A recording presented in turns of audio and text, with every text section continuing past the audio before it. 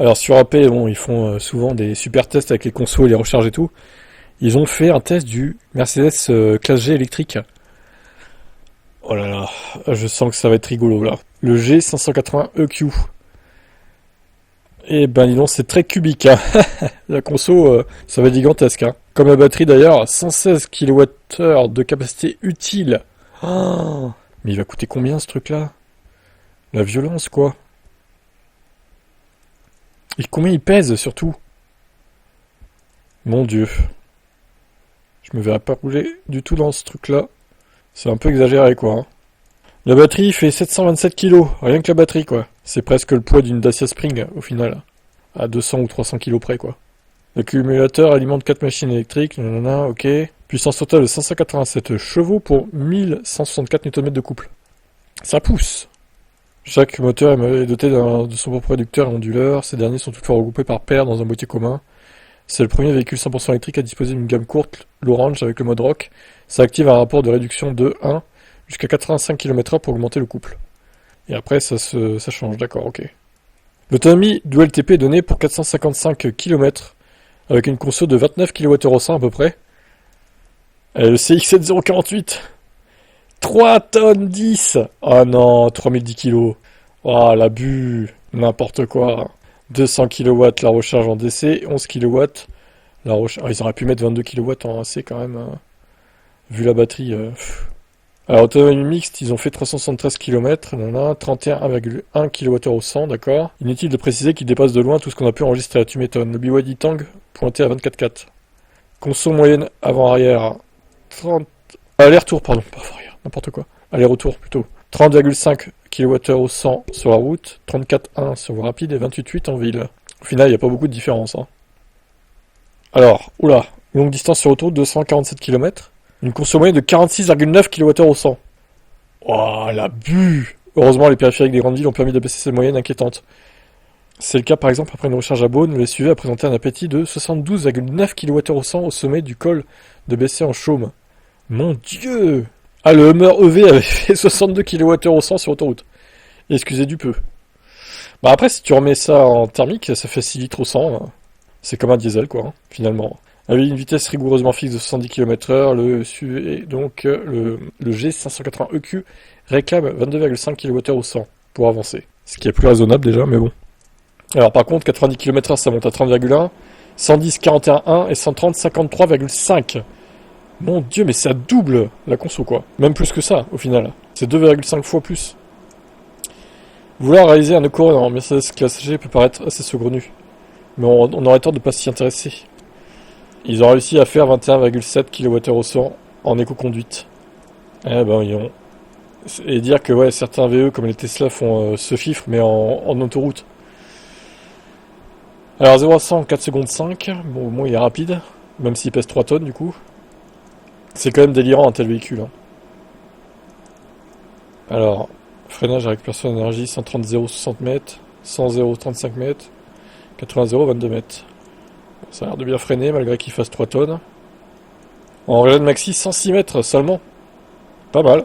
Sans freinage, hein, du coup juste avec la régène. C'est des bons scores, ils font la même chose, la chaîne EV. Les meilleurs scores c'est dans les 100-110, ouais. Donc plutôt pas mal. Ah, c'est marrant, ça y a la prise derrière là. Ah, c'est étonnant ça. Ok. Enfin, ouais, en vrai c'est pas une roue de secours, c'est un espèce de coffre, deuxième coffre quoi.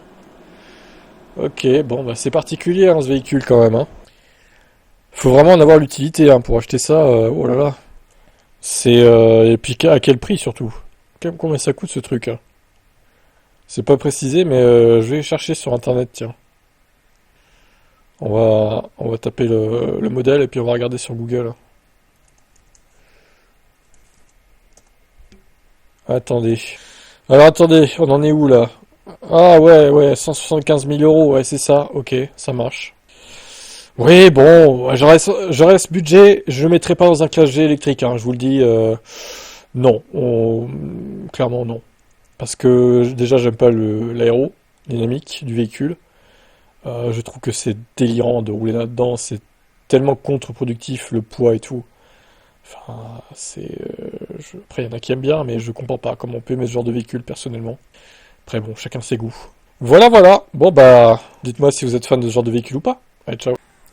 Alors, Atlante qui lance un forfait à 4 euros par mois pour profiter d'un tarif à 43 centimes. Quelques jours après la création de Spark Alliance, aux côtés de Fast and Unity, Electra Atlante annonce le lancement à son tour de son tout premier forfait en France. Un abonnement avec un tarif unique de 43 centimes le kilowattheure, pensé pour rendre les recharges des véhicules électriques plus simples, plus transparentes et plus pratiques. Ouais, c'est pas si compétitif que ça à 43 centimes le kilowattheure. Hein. Franchement, baptisé Atlante Go, ce forfait a été conçu pour les clients réguliers, moyennant un abonnement mensuel à 6,99. Les utilisateurs peuvent profiter de l'ensemble du réseau. Alors, attendez, ah oui. Ah, c'est pendant le mois d'avril. Ils peuvent profiter du tarif à 4 euros par mois, au lieu de 7 euros, sinon. C'est 7 euros par mois pour... non, mais ça va pas, là. Hein. Atlante, il va falloir se réveiller. Hein. Le forfait est valable dans toutes les stations de recharge Atlante en France et peut être utilisé directement depuis l'appli avec la carte RFID Atlante. Bof. Bah, pas si intéressant que ça, je dirais. Après, si on n'a pas le choix, effectivement, qu'il n'y ait que cette station à proximité de chez vous, si vous pouvez pas le recharger chez vous, effectivement, bon, à la limite, mais bon, c'est pas hyper compétitif. Le kilowattheure aurait été à 35 centimes, encore je dis pas, ou autour des 30, quoi, mais là, 43 centimes, ça me paraît un peu élevé, je trouve, par rapport à ce que fait même la concurrence, quoi. Je sens que cette Spark Alliance, là, ça va pas être très compétitif niveau tarif. Hein. Je sais pas ce que vous en pensez, mais... BYD défile généralement à domicile avec l'arrivée en Europe de Denza, sa nouvelle marque de voitures électriques. En pleine crise mondiale économique à cause de Trump, le constructeur chinois BYD lance sa nouvelle marque de voitures électriques et hybrides rechargeables haut de gamme en Europe. Voici le nouveau nom à retenir, c'est Denza du coup.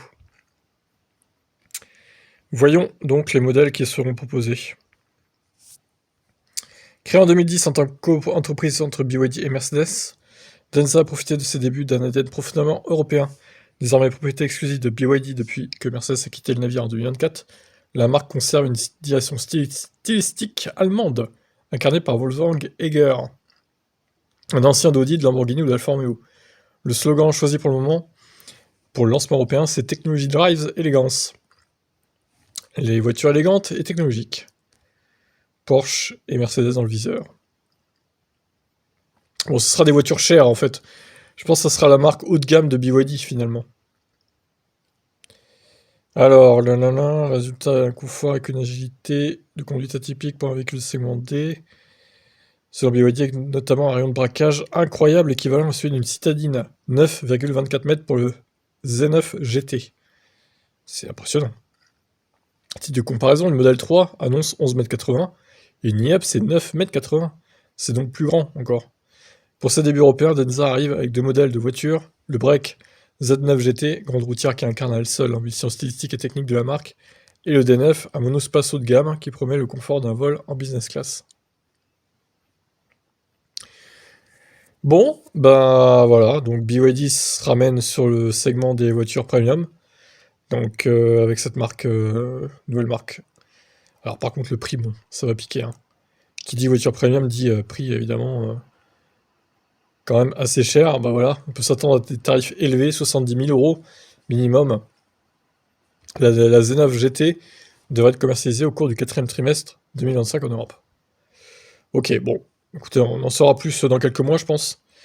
Maintenant, je trouve déjà que BYD est un peu cher pour ce qu'il propose. Bon, bah Denza, ça sera encore plus cher du coup, mais bon, en espérant qu'il fasse mieux, quoi, en termes de prestations que BYD. Que ça justifie son prix, on va dire.